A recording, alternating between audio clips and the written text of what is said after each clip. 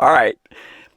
I think this is the most challenging passage, verses 24 through 27. We'll do a couple verses in this video. 24 through 27 in Mark 13 is the hardest part in this chapter. It's pretty difficult, challenging. I don't know exactly what it is. I think I know, but not sure. It's probably the hardest part in the whole book. It's really challenging. It's very challenging, very hard. All right, let me read it.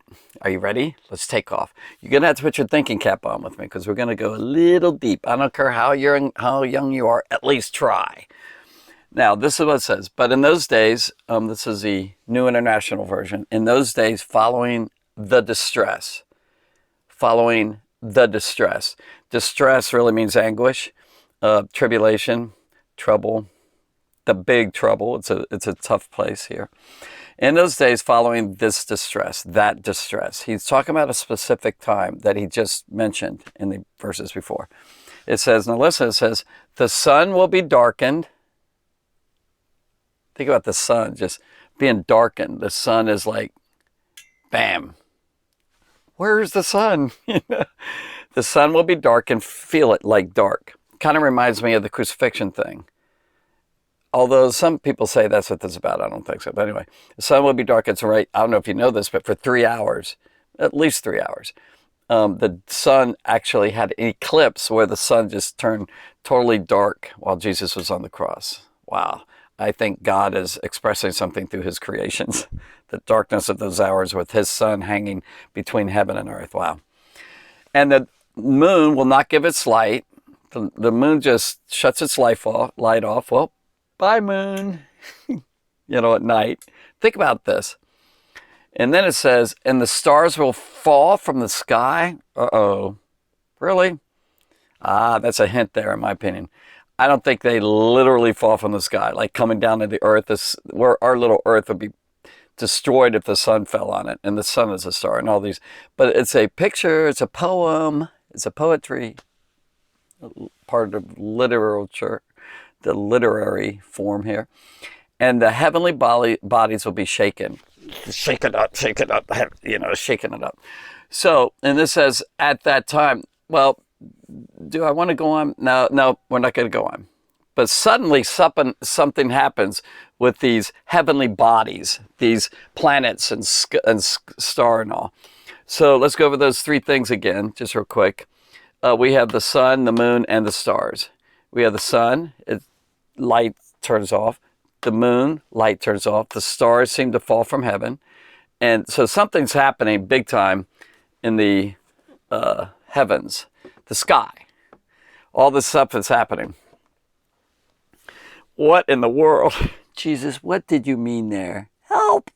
All right, well, I think that he's saying a poetic way of saying that things are coming down to collapse. It's a big change here that's happening. Well, Gordon, how do you know that? Because those same words are used over and over and over in the Old Testament. Back in the Old Testament books, Isaiah says, like in 30, I think it's 32, and various ones, 32 and other passages. Isaiah, Jeremiah, Ezekiel, Amos, all those books, even Psalms kind of mention some things. Like if you go back here, the same words are used. Sun darkened, blah, blah, blah, blah, blah, blah, blah, over and over and over. And I'll tell you, we do know what that's talking about. Now listen carefully. The nations in the Old Testament, like Babylon, that's Isaiah 13. And then we have Edom or Edom, that's one, Idumea.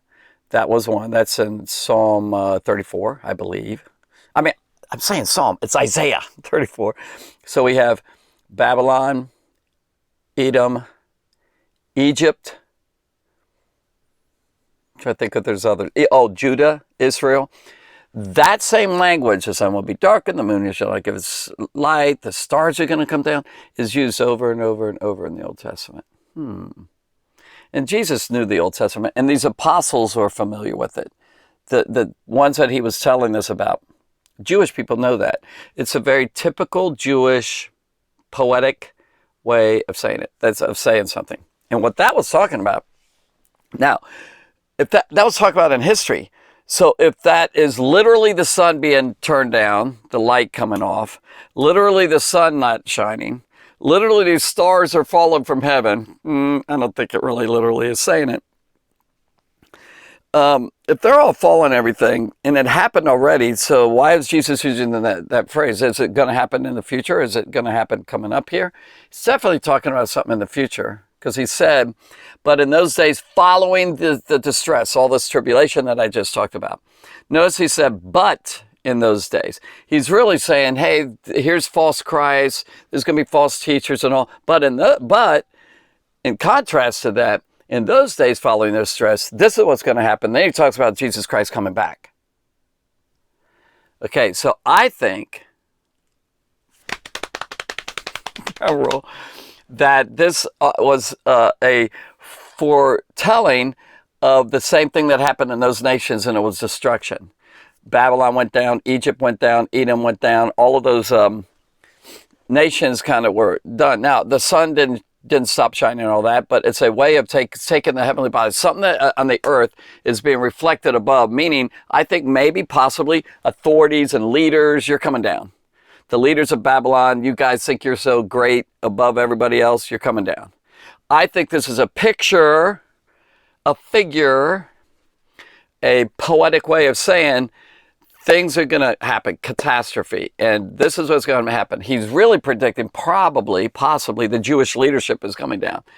He's really talking to the Jews here. He's saying, but in those days following the distress, it's going to come down. And he's been talking from verse after verse after verse, probably verse 5 all the way to verse 23. It's a lot of verses about the destruction of Jerusalem and all that.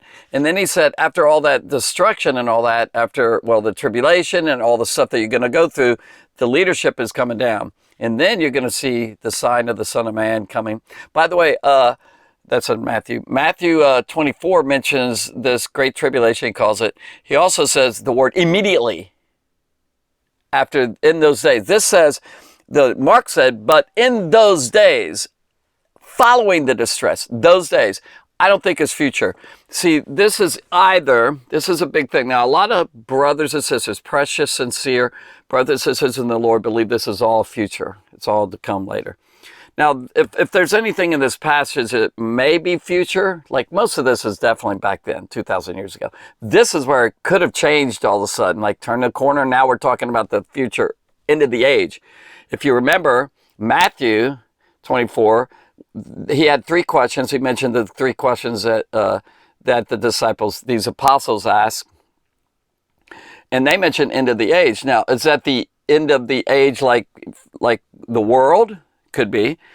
I mean, this could be the future. Or is they're talking about the end of the Jewish age, the Judaism? I don't know. They may think it was the end of the age. Now, what this could be is an answer. Maybe they thought the end of the age would be the end of they didn't think the temple would be destroyed. Remember, that was the first question. And he answered, yeah, all those stones are coming down. And they thought, well, that's the end of the age. In other words, the Messiah will set up his kingdom. He will rule as a king. And the earth, that's the end of the age. That's what they thought. They thought it was going to be when the temple went down.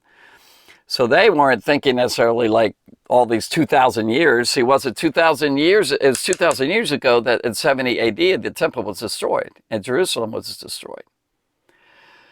Now, this passage right here that we're talking about, and that it has to do with the heavenly, we'll call it signs. And by the way, I don't think the signs happen and then Jesus come. Okay. Well, it says, at that time, men will see the Son of Man coming. I think it's really talking about, I'll tell you what I really think in a few minutes. But I think it's when Christ appears, that's when this happens. It's not like these signs happen and that's the sign before Jesus comes. It says, at that time, man will see, people will see the Son of Man. Now, 2,000 years ago in 70 AD, was that the time he's talking about? Or is it future, like it hasn't yet happened? There are people that believe that sun will be darkened and all that is a literal thing that will happen in the heavens. I mean, it sounds like it. 2 Peter especially mentions that. Peter in his letter talks about the heavenly bodies dissolving and melting. Maybe that's a physical thing when Christ literally comes back on his second coming. All right. Is it back then 2,000 years ago in the past, or is it the future, or is it a combination of both? Like Jesus may be saying, and God does do that sometimes, where he'll take a prophecy and say it, and there's a double meaning to it. Like it happened then, plus is something for the future. This happened then, plus is something for the future. So this could have been what happened back then, judgment, is what this is. And by the way, remember in the Old Testament, all those passages I mentioned, those were God's judgment and wrath coming down on Babylon, Egypt, same language. Poetic language, it wasn't literal. Literally the sun stopped shining and turned off the light. No, it was a way of saying, this is what's going to happen. It's a poetic way of saying it's a collapse. It's your systems coming down, and also the leaders and the powers. And by the way, the leaders and the powers, that seems to be a typical thing in the Old Testament. Do you remember Joseph in the Old Testament? He had dreams, and he mentions 12 stars or 11 stars. He mentioned the sun and the moon, 12 stars. And he's going to be, his star rose up above the sun and the moon. What? They weren't. He's talking about his brothers and the mom and dad, that they're going to be above. That's authorities. See, that was used in the sense of leaders. So, I mean, you put the whole Bible together, you start seeing stuff. So here's a question. Either it's then, later, or both. I tend to think it's this one, but I'm not dogmatic. I'm not absolutely sure. But I tend to think it's all poetic language. It's God's way of saying, just like it did in the Old Testament, that this is all going to happen. And I think all this was basically around 70 AD when that happened. Another way of seeing it, didn't I have something else that's going to show me? Oh, here it is. Yeah, my bad. So I'll mention, I'm almost finished. Hang in there. Here's the problems with this passage, and I've kind of said it, but let's go over it. But I'll tell you why I think it's this and not the future. Here are the problems. If it's about AD 70, AD meaning Anno Domini, which means, the year of our Lord, 70 years after the birth of Jesus. If it was about 70 AD, and it meaning the destruction of Jerusalem, then what did he mean coming up here in these next verses is coming of the Son of Man? If it was 70 AD and Jesus had already went up to heaven for 40 years, then why, if it was that time, why did he go on and say, and I'll read a little bit of it, says, at that time men will see the Son of Man coming in clouds with great power and glory, and he will send his angels and gather his elect from the four winds, from the ends of the earth to the ends of the heaven. So, what, if it's back then 70 AD, then why does he say Jesus Christ is returning? All right, coming to Son of Man. I'll explain that in the next videos. Maybe the next video, we'll see. Or if it's 70 AD, what about these heavenly signs? Did they actually happen at that time? No, the sun did keep shining. The stars didn't fall from heaven. The moon kept shining. So if it was 70 AD, what does he mean by the coming of the Son of Man? What about the heavenly signs, and what about the gathering of the elect? I think it's this time that really happened. But if it's about that, then what's about that? Now, let's say it's about the future, that Jesus is actually no longer talking about the destruction of Jerusalem. Now he's talking about the future. All right, if it was the future, here's the problem. Jesus said immediately after those days. Was that 2,000 years ago? That doesn't sound like immediately after those days. Remember, he said here, but in those days, following that distress, that trouble that we talked about, the persecution you're going to go through, all apostles and all that stuff, then the sun will be dark and all that. So if immediately after those days, remember, Matthew mentioned the word immediately. Like it seems to me, Jesus didn't say immediately, and that's 2,000 years later. So that's a real problem to me.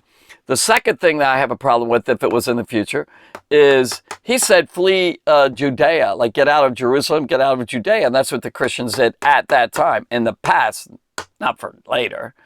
Third is, although it could be for later, for those people in the future, but I still think he's really talking about then. The next thing I would like to say is he's giving warnings and prep for the apostles. He's talking to them. He said and he's answering their questions. If it was for us or the people in the future generations, 2,000 something years later, he's telling them about it. He's talking to them. Now, someone might say, yeah, but it was for us. I mean, it could be. But I think he's really preparing them for all this. He's telling them, and they knew what he's talking about when they hear darkening of the sun and the heavenly bodies as signs in the heavenlies. Because they're used to hearing that from the Old Testament. All right, so we got immediately after those days, flee Judea, mornings in prep of apostles, and this is a big one right here that we're going to get to. This is a little bit later, and I think verse, what is that, 30? Yeah, verse 30. Ooh. Jesus goes on and says, we'll study that later, this generation shall not pass away until all these things shall come to pass. I think it's in the 70 AD period. He said this generation will not pass. So all this whole chapter is about 2,000 years ago, not in the future. It's possible it's both. Some of it back then. Now he's talking about the future. We'll get into these verses at that time, and shall see the Son of Man coming in clouds with great glory, power, and all that. Yeah, but that hasn't happened, has it? Did they see the Son of Man coming in the clouds of power and great glory? But we'll discuss that a little bit later. I don't know. I hope you got what I was saying. It's pretty intense, pretty cool. So that's my word for you. I hope you enjoyed it. And if you little ones are going, huh? I understand. Well, let's do a couple. Let's take a look at this another way, just real briefly. What's cool about this whole thing is that he's just talked about false teachers and prophets. And now he said, here's the real truth about him coming. Instead of, oh, this is Jesus over here in the desert area, and this is Christ over here. No, you're going to see some stuff happen that's going to be so drastic. The sun will be darkened and all that. Either it's physical and literal, still could be. I don't think it is. Or, like the destruction of Jerusalem and all that, you'll see the coming of the Son of Man. And that's a word, and I'll explain that later. But you'll see Jesus Christ. This is your sign. These are your signs to see it. And that you'll actually see it. Here's another thing that's really cool about this whole thing. Tribulation, trouble, you're going through persecution. Some of them are dying for their faith. These guys died for their faith. Some of them died right in this time period. This gives great comfort and great joy and assurance, and it helps them to be faithful to the end, because it says he will send his angels and gather the elect together. And he is Lord. He's in control of the heavenly bodies. He's in control of everything. So this is a reassuring hope thing. Jesus brings hope.